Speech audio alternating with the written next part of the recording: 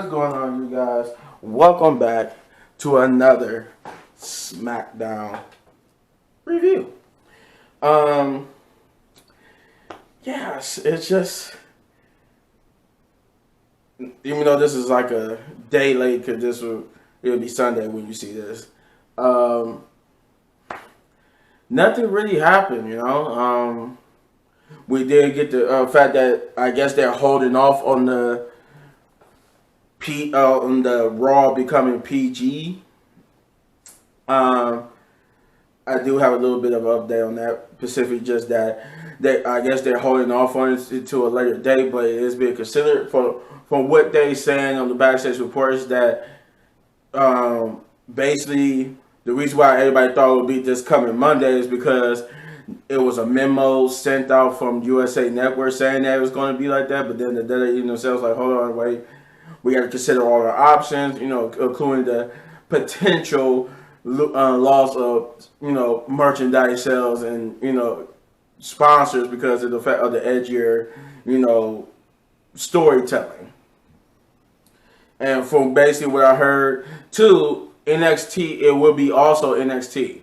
Still not where if Smackdown is going to be TV 14, but they did say NXT and Raw will be going to TV 14 because they're both on the USA Network.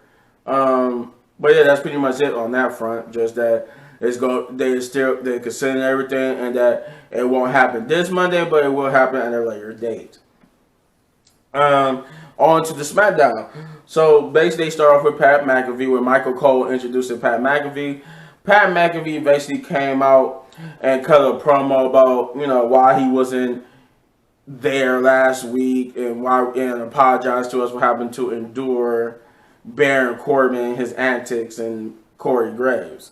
And he revealed why he wasn't there, which obviously we know he was attacked after Money in the Bank went off air, but they showed it on WWE.com that Baron Corbin attacked him after the show went off air and accepted his challenge for a SummerSlam match. He basically then went on to say that he's going to beat Baron Corbin, and that Baron Corbin said that he would come out to the ring to finish the job. He came over the title shot, but said he had the monkey pox or something, and that he couldn't come down, but he's definitely would see him at SummerSlam. Pat McAfee continued to cut a promo on Baron Corbin, calling him bum ass Corbin, and that he introduced Liv Morgan and basically kicked off the first match of the night by revealing that the first match of the night would be Liv Morgan versus Natalya in a championship contenders match. I don't know why they call it that, but apparently it's just because if you win, you able to get a championship match afterward because you beat the champion. I'm guessing why they called it a championship contenders match. I don't know. The match itself though was good. It had I think like two or definitely two, but maybe a third botch. But other than the few botches, the match itself was decent.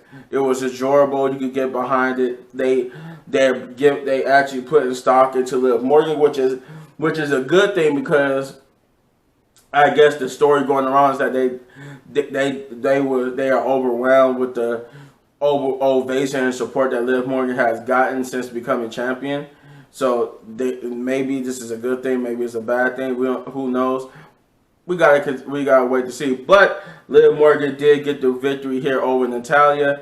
There was like afterwards, Kayla was in the ring to cut like a promo asking her about how she didn't defeat Natalya decisively like Ronda did last week, which could be a potential thing going into her championship, title match that she will have at SummerSlam against Ronda. I think that's what they was alluding to, that she will be defending the title against Ronda at SummerSlam. She basically said that she knows where they was going with the questions, but that one thing's for sure that she's leaving out of SummerSlam, SmackDown Women's Champion. And then I don't kid you too. We get like 2 to 3 promos before the next match. We get that was the first. The promo after the match was the first one.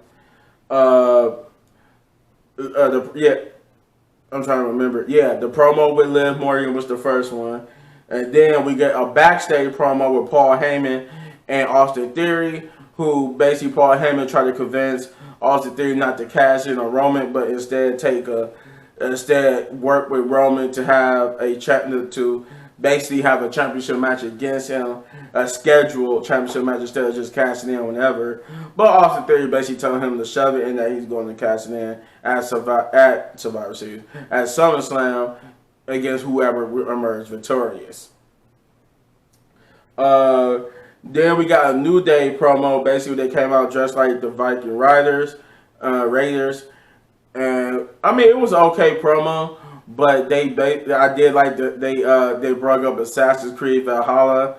They making fun of the Vikings, saying Viking Raiders, saying they played too much Assassin's Creed Valhalla. I figured this was coming up eventually, but they showed that they like the PlayStation because they did say on PS5. So they showed that they some PlayStation boys, but yeah, then they basically just talked about how they got their butts kicked 2 weeks in a row, and that they're not taking things seriously, so they got to be serious and vicious, basically mocking the Viking Raiders. And the Viking Raiders came out basically saying the same thing, that they're going to be they're new and vicious, and basically that they're going to beat them up again. But the difference here, finally, the third week being the charm, the New Day got the upper hand on the Viking Raiders by having Jinder Mahal and Shanky come out of nowhere to help them, and thus fend off the Viking Raiders. Then to which they all start dancing in the ring and pretty much looked stupid, except for Jinder Mahal. We got some more Gunther backstage promo with Gunther, where he basically talked about why he did what he did, and that loss is not an option. Then he proceed to beat up Luke Wade again, or chest slap him again. And then we would get the second match. Finally, after all that, we got a second match. Actually, you know what? I think that Gunther promo came after this, but yeah, because after the New Day promo, we got the second match. I'm sorry, the Gunther promo was after this, but the second match was supposed to be Aaliyah versus Lacey Evans, but once again, Aaliyah came out and basically cut the same promo as last week, complete with telling everybody to go to hell. And basically, the only difference being that instead of being in a tag match with Aaliyah, she was supposed to face Aaliyah, and then she walked out. Yeah, I don't know. I guess they said something about they was always planning to turn her heel, but they just didn't know when was the right time to do it. And I'm guessing after the reception she got at Money in the Bank, they figured now time is inning. So that second match became Drew McIntyre versus Sheamus. This, I guess, defining to see who's going to face the winner at SummerSlam at Clash of the Castle. But unfortunately, just like last week, we got the same thing again.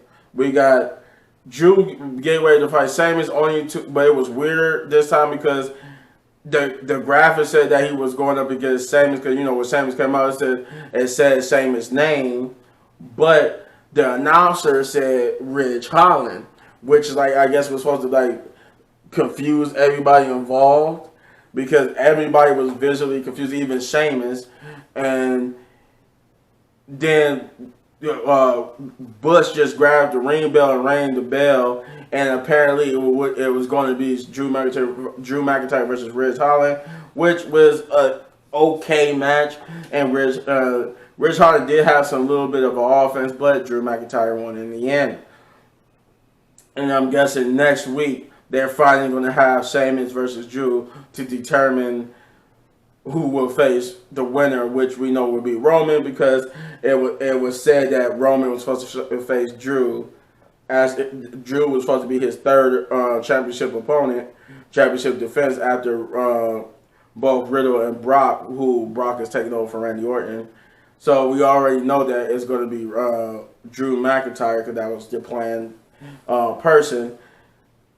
But yeah, it was okay. Even though Drew got the victory here, it was still okay. I just didn't. I was just like, we could have just gotten this over with, and just, because we already know it's going to be Drew. So I don't know what they do with that.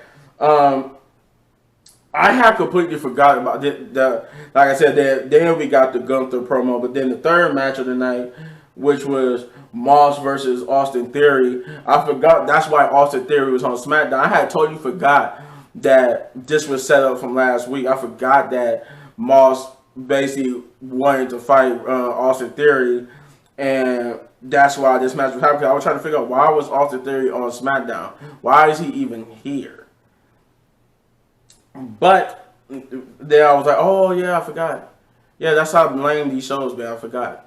But we did get a nice little impromptu promo before the match where where Paul Heyman tried to cut in the same promo he did with Austin Theory earlier tonight on Moss, basically wanted Moss to injure Austin Theory so bad that he wouldn't be able to cash in on Roman Reigns because he'd be out for weeks, including past SummerSlam.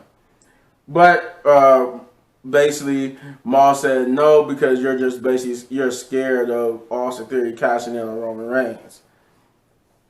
The match itself was a good match.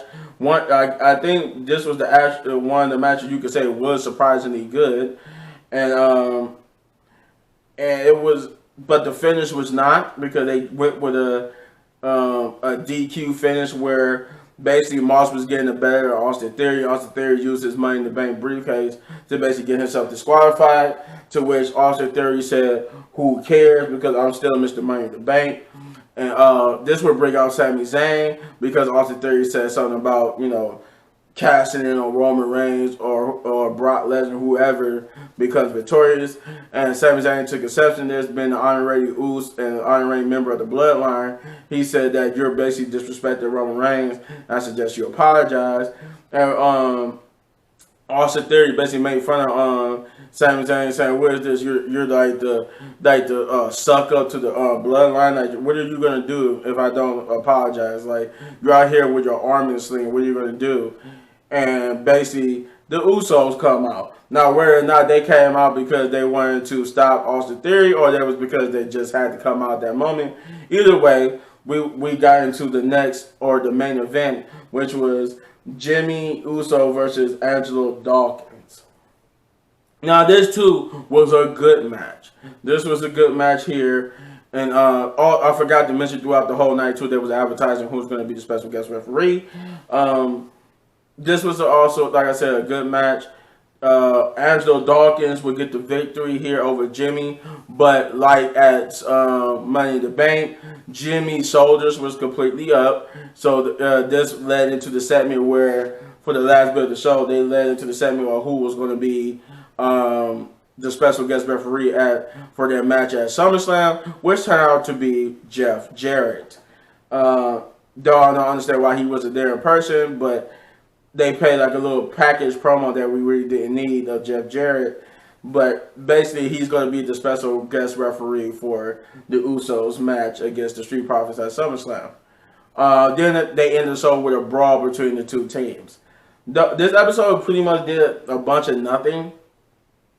Besides the Liv Morgan match, and which is pretty much was only like 4 matches, but pretty much the only good things was the Liv Morgan match, the Riddick Moss versus Austin Theory, and the Jimmy versus Angelo.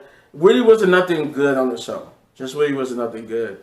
I mean, to the point where I'm going to give this, even with everything that's happened on this show, it was a bunch of nothing. So I'm going to give this a 5 out of 10 big up, just because it was just okay. I mean, it wasn't bad, but it wasn't good either. But you let me know in the comments down below what you thought, and if you enjoyed this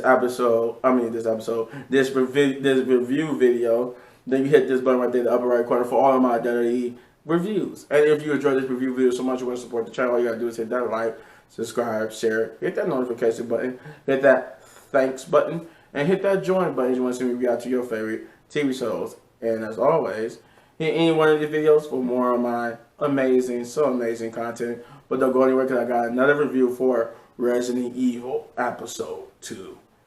Peace.